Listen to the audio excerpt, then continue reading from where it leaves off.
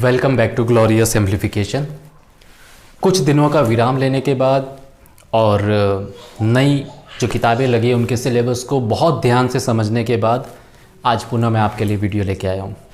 आज हम चर्चा करेंगे कि सामाजिक विज्ञान से जो विद्यार्थी परीक्षा दे रहे हैं उनकी रणनीति किस तरह की हो, क्योंकि सिलेबस के अंदर खासतौर से 6ठी 7वीं 8वीं में एनसीईआरटी की किताबें आई हैं।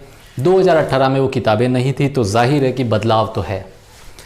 तो हम इस बदलाव को किस तरह से लें, जो नई किताबें 6, 7, 8 में आई है वो आपसे अपेक्षा क्या करती है, इन तमाम चीज़ों को इस वीडियो में समझना ज़रूरी है।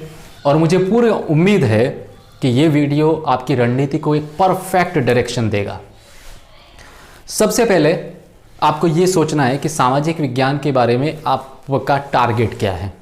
60 नंबर का ये पेपर होने वाला है और 60 नंबर के पेपर में से मेरा ये मानना है कि आपको कम से कम 55 तक पहुंचना है। 52 से 55 के बीच आप सामाजिक विज्ञान में रहने चाहिए। इस सामाजिक विज्ञान के कुछ खंड हैं, जैसे ज्योग्राफी का डिपार्टमेंट है, उसके साथ ही साथ हिस्ट्री का डिपार्टमेंट है, पॉलिटिकल साइंस का डिपार्टमेंट है, और अगर 9th और 10th को देखें तो थोड़ा बहुत इकोनॉमिक्स भी है जिसमें से प्रश्न आते हैं। तो इन सब बातों पर गौर करने के बाद अब हमें यह फैसला करना है कि हम अलग अलग डिपार्टमेंट की रणनीति को अलग अलग तरीके से संजोएं। बेहद ज़रूरी है। अगर आप सबको एक ही लाठी से हाँकेंगे तो आपके लिए दिक्कतें खड़ी हो जाएगी। जो किताबें 6, 7, 8 में इस साल लगी हैं राजस्थान के अंदर, ये वो किताबें हैं जो एनसीईआरटी यानी सीबीएसई के स्कूलों में लंबे समय से चल रही हैं। तो इसके सिलेबस को समझना ज़रूरी है क्योंकि जब आप पहली बार, खासतौर से आज हम चूंकि इतिहास का जिक्र कर रहे हैं, मैं इतिहास से ही शुरू करता हूं कि अगर आप हिस्ट्री की किताबों को देखेंगे 6, 7, 8 की, तो आप पाएंगे कि ये इस तरह से डिज़ाइन की गई है कि तथ्यों की संख्या कम से कम है, लेकिन आपसे समझ डेवलप करने की उम्मीद ज़्यादा से ज़्यादा है। यही खासियत है एनसीईआरटी की किताबों की। भाषा बहुत सरल है, शैली बहुत प्रभावी है, और तथ्य इस तरह से बुने गए हैं कि आप अगर 2-3 बार उन किताबों को पढ़ेंगे तो आपके दिमाग में ये तथ्य सेट हो जाएंगे। तो चलिए अब हम शुरू करते हैं। शुरुआत करते हैं हम 6ठी कक्षा से। आप अगर इन तीनों किताबों को अपने सामने रखेंगे तो आप पाएंगे कि ये डिवीज़न इस तरीके से है कि 6ठी कक्षा जो है वो प्राचीन भारत के बारे में बात करती है, 7वीं कक्षा बात करती है मिडाइवल इंडिया, मध्यकालीन भारत के बारे में, और 8वीं कक्षा की जो इतिहास की किताब है वो है आपकी मॉडर्न इंडिया के बारे में, आधुनिक भारत के बारे में। इसका मतलब ये हुआ कि 6ठी कक्षा में जो प्राचीन भारत को जिस तरह समेटा गया है वो उसमें सभी महत्वपूर्ण तथ्य दिए हुए हैं। तो जब आप देखेंगे कि हम तैयारी कैसे करें तो आपको प्राचीन भारत से ही शुरू करना चाहिए, यही बेटर है, ताकि कड़ी से कड़ी आप जोड़ सकें। शुरुआत आपकी होती है आदि मानव के ज़माने से, और इसमें आपको ये देखना है कि वो कौन से स्रोत हैं जिनसे हमें प्रारंभिक मानव के बारे में पता चलता है, प्रारंभिक सभ्यताओं के बारे में पता चलता है।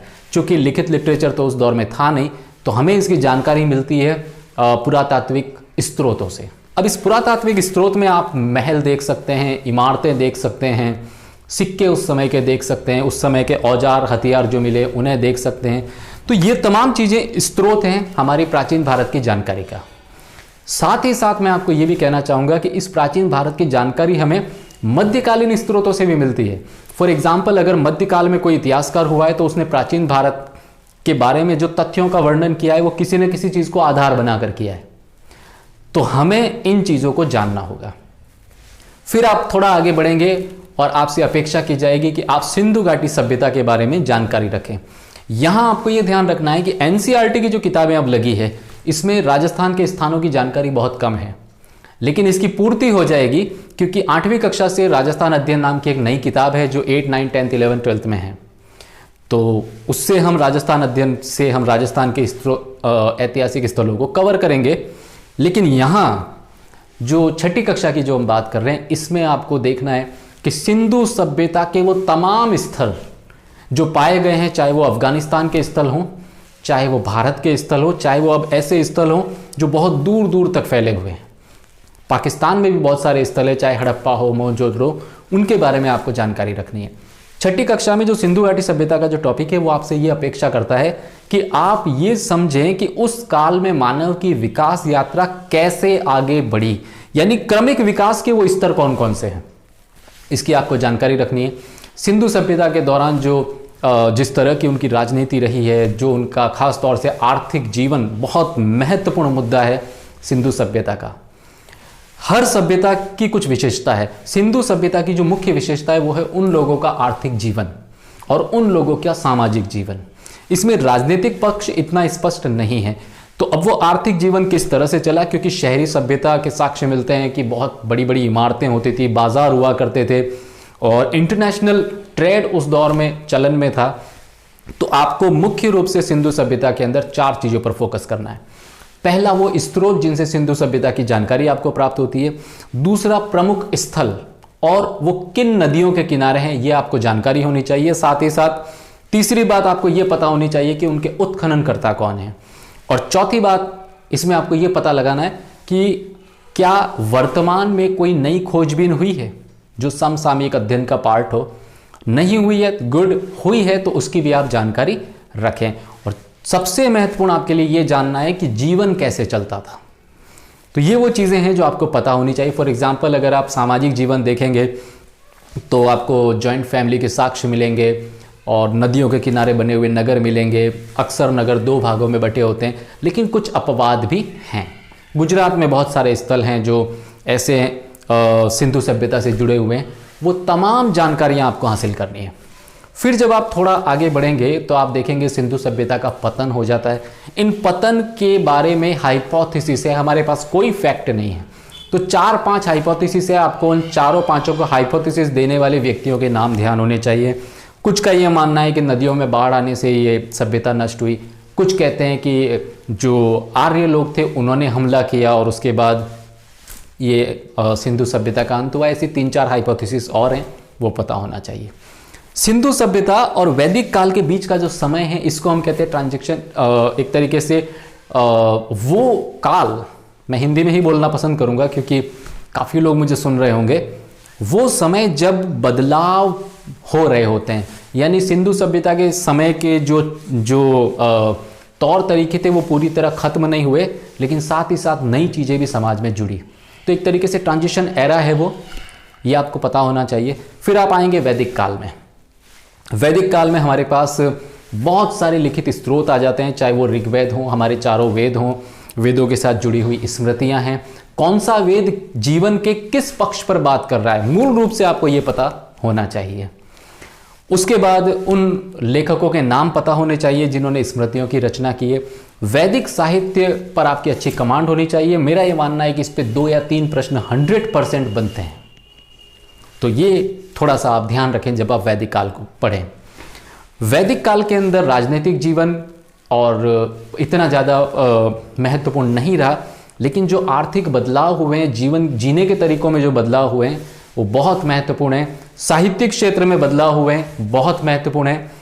वैदिक काल की इमारतें वगैरह इतनी ज़्यादा हमारे सामने दृष्टिगोचर नहीं होती हैं, लेकिन स्रोतों से पता चल जाता है कि उस समय भी जिंदगी अच्छी तरह से चल रही थी, लोग जीवित थे, लोगों ट्रेड वगैरह करते थे, किस तरह से परिवारों का सिस्टम चलता था, विवाह प्रथा कैसी होती थी, ये तमाम बातें आपको ध्यान रखनी है।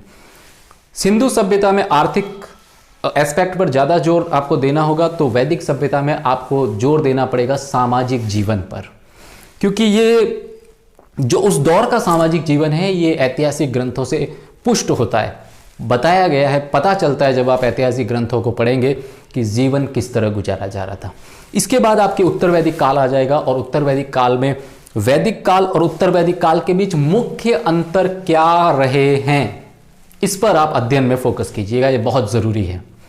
उत्तर वैदिक काल के अंदर भी उत्तर वैदिक साहित्य रचित किया गया है, उस उत्तर वैदिक साहित्य की आपको जानकारी रखनी है और साथ ही साथ ये भी आपको पता लगाना है कि क्या राजनीतिक जीवन में कोई बदलाव देखने को मिलते हैं वैदिक काल और उत्तर वैदिक काल के बीच में। अगर मिलते हैं तो आप उन्हें अपने अध्ययन का आधार बनाइएगा। छठी कक्षा की किताबों में ये विस्तार से दिया हुआ है। फिर हम आगे बढ़ेंगे और आगे बढ़ने के बाद आप देखेंगे कि आपको मौर्यन डायनेस्टी यानी मौर्य वंश और गुप्त वंश के बारे में पढ़ना है। मौर्य वंश को जब आप पढ़ेंगे तो आपका ज़्यादातर फोकस होगा राजनीतिक इतिहास पर, क्योंकि मौर्य काल के अंदर एक तरीके से बहुत बड़े बदलाव आए हैं, डायनेस्टी चेंजेस हुए हैं। और हम जानते हैं कि नंद वंश का अंत होने के बाद मौर्य वंश सत्ता में आया। न सिर्फ सत्ता में आया, मौर्य वंश के राजाओं की खासियत है कि इसमें पिता का धर्म कुछ और है, पुत्र का धर्म कुछ और है और पोते का धर्म कुछ और है। तो ये धार्मिक बदलाव आपको ध्यान रखना है। इसी काल में जो धार्मिक क्रांति हुई है वो आपको पता होनी चाहिए, क्या क्या बदलाव आए हैं। परीक्षक आपसे अपेक्षा करेगा कि प्राचीन भारत के बारे में जितने बदलाव हैं उनसे आप परिचित हैं या नहीं। क्या आपको यह अंदाजा है कि कौन से बदलाव बहुत महत्वपूर्ण हैं, जिन्होंने युग परिवर्तन का कार्य किया है, वो आपसे जानना अपेक्षा रहेगी। इस मौर्य काल के अंदर ही आप चाणक्य को पढ़ेंगे, उनकी अर्थशास्त्र के बारे में संक्षिप्त सी जानकारी आपको मिल जाएगी छठी कक्षा की किताब में। वहीं तक खुद को सीमित रखिएगा, अतिरिक्त कुछ पढ़ने की ज़रूरत नहीं है। गुप्त काल में जब आएंगे तो आपको गुप्त काल में देखेंगे कि वहाँ भी बड़े बड़े राजा हुए हैं, खासतौर से समुद्रगुप्त हुए हैं। उनके दक्षिण अभियान के बारे में थोड़ी सी जानकारी दी गई है किताब में, जो आप देख लीजिएगा। लेकिन गुप्त काल के अंदर जिस तरह से आप जानते हैं मंदिरों के निर्माण की परंपरा भारत में गुप्त काल से मानी जाती है, तो वहाँ से जो स्थापत्य है उस पर आपकी गहरी नज़र होनी चाहिए। वहाँ से जो साहित्य रचा गया है उस पर आपकी गहरी नज़र होनी चाहिए। आयुर्वेद संबंधी साहित्य रचा गया है, उसके अलावा कुछ बहुत सारे साहित्यिक स्रोत ऐसे हैं जो हमें बताते हैं कि अलग अलग क्षेत्रों में अलग अलग तरीके से विकास हो रहा था। साहित्य की बात मैं कर रहा हूँ।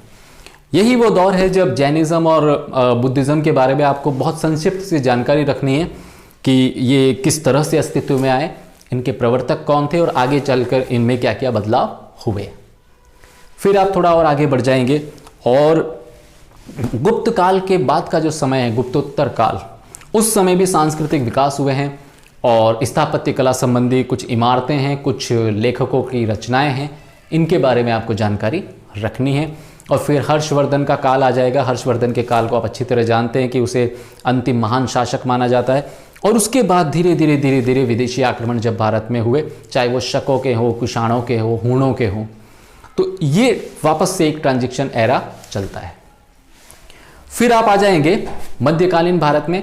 मध्यकालीन भारत की खासियत यह है कि आपको उन सभी विदेशियों के बारे में जानकारी रखनी है जो मध्यकाल में जिन्होंने भारत पे हमला किया, और भारत पे हमला करने के बाद या तो वो यहाँ स्थायी रूप से रह गए या यहाँ पर कुछ वर्ष तक शासन किया और लूट कर यहाँ से धन संपदा को ले गए। 7वीं कक्षा की जो आपकी किताब है उसका आगाज होगा आपके सल्तनत काल से, और इसमें आप देखेंगे महमूद गजनवी के आक्रमणों से आपकी किताब शुरू होगी। और आप देखेंगे कि महमूद गजनवी के आक्रमण हुए, सोमनाथ मंदिर को उन्होंने लूटा, काफ़ी धन संपदा उन्होंने एकत्रित की। फिर गौर वंश के शासक है मोहम्मद गौरी, इन्होंने 1191 में हमला किया, हार खाई, 1192 में हमला किया, जीते। उस समय राजस्थान की दशा क्या थी, ये आपको राजस्थान अध्ययन की जो अलग से किताब है उसमें पता चलेगा कि किस तरह से राजपूत डायनेस्टी के लोग अलग अलग हिस्सों पर शासन कर रहे थे, चौहान वंश कैसे अस्तित्व में आया, किस तरह से परमार वंश के शासक थे, कौन गुहिल थे, और सिसोदिया वंश चित्तौड़ में यानी मेवाड़ में किस तरह से आगे बढ़ता रहा। ये तमाम चीज़ें आप राजस्थान अध्ययन में देख लेंगे। लेकिन 7वीं कक्षा की किताब में जो मुख्य फोकस है वो सल्तनत काल पे है और उसके बाद के डेवलपमेंट पे है। तो आपको ये देखना है कि मोहम्मद गौरी ने जब भारत पे हमला किया और पृथ्वीराज चौहान को हराकर अपने वंश की नींव डाली, उसके बाद भारत में क्या बदलाव हुए। आप पाएंगे कि ये वो दौर था जब हिंदू मुस्लिम संस्कृति का समन्वय हुआ। तो उस समन्वय के परिणाम हमें क्या देखने को मिलते हैं, चाहे वो स्थापत्य के क्षेत्र में है, कला के क्षेत्र में, लेखनी के क्षेत्र में यानी साहित्य के क्षेत्र में है, यहाँ तक कि सामाजिक जीवन के क्षेत्र में। उन बदलावों को जानने की अपेक्षा आपसे की जाती है और आपको उस पर अलर्ट रुख अपनाना है। सल्तनत काल में राजनीतिक इतिहास बहुत संक्षिप्त है और उस संक्षिप्त इतिहास को आपको दिमाग में रखते हुए तत्कालीन साहित्य और स्थापत्य पर ज़्यादा जोर देना है। उसके बाद आप आएंगे कि किस तरह से बाबर का आक्रमण होता है, मुगल वंश शुरू हो जाता है, और बाबर के बाद आपको 2 शासकों पर ध्यान देना है। पहला शासक है अकबर और अकबर के बाद दूसरा महत्वपूर्ण शासक है औरंगजेब, जिनके समय राठौड़ और मुगलों के बीच करीब 30 वर्षीय युद्ध हुआ। साथ ही साथ जब आप स्थापत्य की बात करेंगे तो आपको शाहजहां को ध्यान रखना पड़ेगा, और 7वीं कक्षा की किताब में आप पाएंगे कि शाहजहां से संबंधित जिसे स्थापत्य के बहुत सारे नमूने भारत में हैं, चाहे वो ताजमहल हो और चाहे वो मस्जिदें हों ऐसी, या बहुत सारे महल हों। फिर आप मुगल डायनेस्टी में धीरे धीरे आगे बढ़ेंगे। कुल मिलाकर मध्यकालीन भारत में आपका जो मुख्य जोर है वो राजनीतिक इतिहास के साथ साथ सामाजिक इतिहास पर, सांस्कृतिक इतिहास पर भी होना बेहद ज़रूरी है। सांस्कृतिक इतिहास की आप अवहेलना मत कीजिएगा। आने वाले प्रमुख बदलावों पर आपकी क्या प्रतिक्रिया है, आप उसे किस तरह देखते हैं, यह आपके दिमाग में होना चाहिए। उस एरिया से हमेशा प्रश्न आते हैं और ये मत समझ लीजिएगा कि इतिहास में सिर्फ फैक्चुअल प्रश्न आते हैं, हाइपोथेटिकल क्वेश्चन भी आते हैं जिसमें आपकी समझ की परीक्षा ली जाती है। यकीन ना हो तो सीटेट के पेपर उठाकर देख लीजिएगा, आप समझ जाएंगे मैं क्या कह रहा हूँ। फिर उसके बाद मुगल डायनेस्टी का पतन होता है और हम देखते हैं कि औरंगज़ेब, हालांकि ये जहांगीर के ज़माने में ही अंग्रेज़ पहली बार भारत आए थे, उसके बाद शाहजहाँ का युग है और औरंगज़ेब के ज़माने के बाद से जब मुगल वंश कमज़ोर हुआ उसके बाद अंग्रेज़ों ने किस तरह से बंगाल को आधार बनाकर भारत पर विजय प्राप्त करने की कोशिश की, वो चीज़ें हैं। तो जैसे ही आप आधुनिक भारत में प्रवेश करेंगे आप पाएंगे कि आधुनिक भारत के इतिहास का आगाज़ ईस्ट इंडिया कंपनी के संदर्भ में बंगाल से शुरू हो जाता है। तो आपको प्लासी का युद्ध पता होना चाहिए 1757, 1764 का बक्सर युद्ध आपको पता होना चाहिए। साथ ही साथ आपको बंगाल के नवाब की जानकारी होनी चाहिए।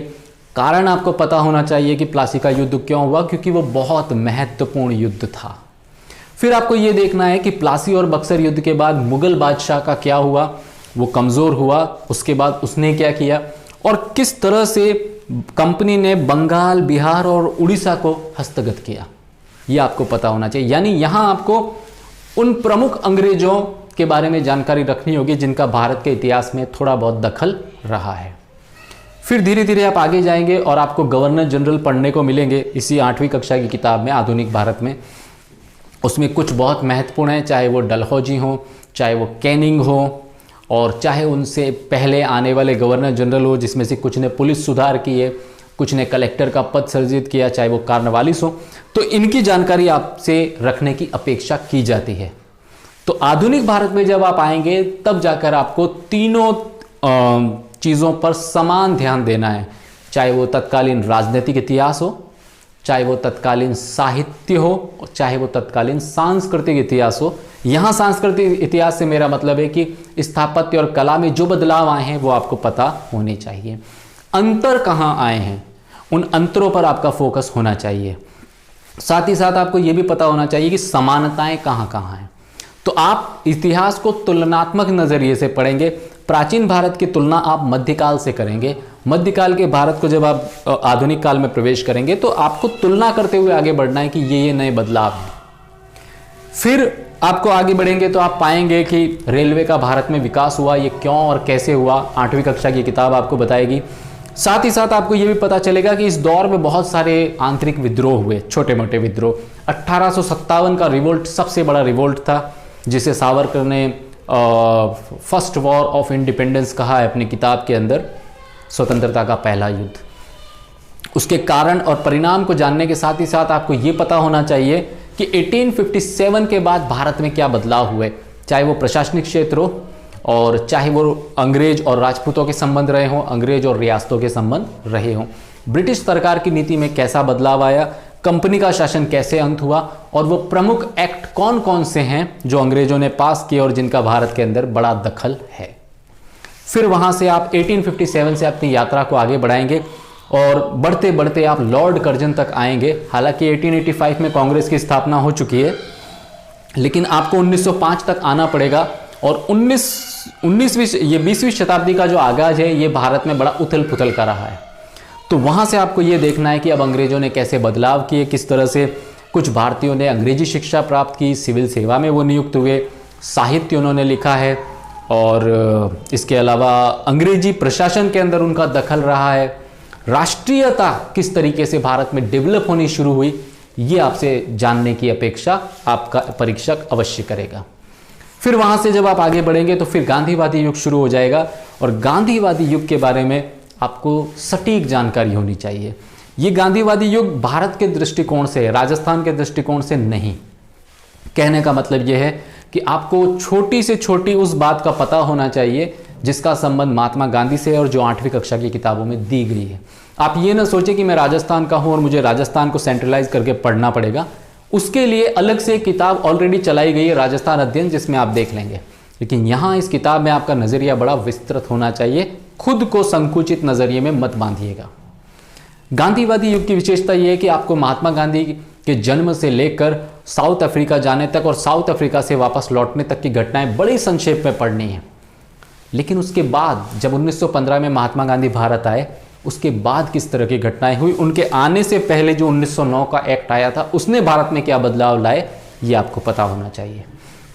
गांधीवादी युग में जो बड़ी बड़ी मूवमेंट हैं वो आपको पता होनी चाहिए, चाहे वो नॉन कॉपरेशन मूवमेंट हो, खिलाफत मूवमेंट हो, रॉलेट एक्ट का मामला हो, और उसके अलावा सविनय अवज्ञा आंदोलन हो जिसे सिविल डिसोबीडियंस मूवमेंट कहते हैं, या क्विट इंडिया मूवमेंट हो। 1919 से लेके 1915 कह लीजिए, 1915 से लेके 1942 तक महात्मा गांधी की स्ट्रेटेजी क्या रही है। जब आप पढ़ेंगे तो आपको ऐसा लगेगा गांधी की रणनीति थी युद्ध विराम युद्ध विराम युद्ध विराम। क्यों था, किस लिए था और इसके फायदे या नुकसान क्या थे, ये आपको 8वीं की किताब में पढ़ने को मिल जाएंगे। फिर आप आगे बढ़ेंगे। 1942 का जो दौर है, इस दौर के बाद से भारत में सांप्रदायिकता का उभार बहुत तेजी से हुआ। क्यों हुआ, इसके कारण ये आप 1935 का एक्ट जब पढ़ेंगे 8वीं की किताब में संक्षेप में, तो वहां आपको समझ में आ जाएगा। खासतौर से 1919 से के बाद की जो भी घटनाएं रही है उनका सांप्रदायिकता को उभारने में बड़ा रोल रहा। ये सांप्रदायिकता किस तरह से नरमपंथी सांप्रदायिकता से फांसीवादी सांप्रदायिकता में चेंज हुई, किन किन लोगों का इसमें रोल रहा, वो क्या परिस्थितियां थी, अंग्रेजों ने किस तरह से सांप्रदायिकता को उभारा, ये जानने की अपेक्षा परीक्षक आपसे जरूर रखेगा। तो आपको उन चीज़ों के बारे में पता होना चाहिए। मीडिया यानी तत्कालीन प्रेस के बारे में आपसे संक्षिप्त जानकारी रखने की उम्मीद है कि किस तरह से राष्ट्रवाद के उदय में या राष्ट्रीयता की भावना के उदय में मीडिया का, तत्कालीन प्रिंट मीडिया का हाथ रहा। इलेक्ट्रॉनिक मीडिया उस समय इतना डेवलप नहीं था, रेडियो वगैरह शुरू हुए थे, और हम जानते हैं कि 1942 के क्विट इंडिया मूवमेंट में रेडियो का बहुत बड़ा रोल था, बहुत सारे गोपनीय रेडियो चलाए गए थे। तो वो एक अलग मुद्दा है। 1943 से लेके 1947 तक जब आप आएंगे तो आप पाएंगे कि ये वो दौर था जब अंग्रेजों के लिए समस्या खड़ी हुई। अब वो जमाना आ गया था कि प्रशासन के अंदर भी राष्ट्रवाद का उदय हो गया, सेना में भी हो गया। तो नाविकों का विद्रोह किस तरीके से हुआ, किस तरीके से पुलिस के जो पुलिस डिपार्टमेंट था तत्कालीन अंग्रेजों का, उसके अंदर राष्ट्रवाद और साथ ही साथ सांप्रदायिकता दोनों घुस गए। किस तरह से अंग्रेजों ने सोचा कि अब भारत में रहना मुश्किल है, वो तमाम परिस्थितियों की जानकारी की अपेक्षा रखना परीक्षक आपसे ये अपेक्षा रखेगा और आपको उनके उत्तर पता होने चाहिए। 1947 में जब भारत आज़ाद हुआ और दो टुकड़ों में बटा, उन इस परिस्थितियों के बारे में भी संक्षिप्त जानकारी दी गई है जो आपके परीक्षा में काम आएगी।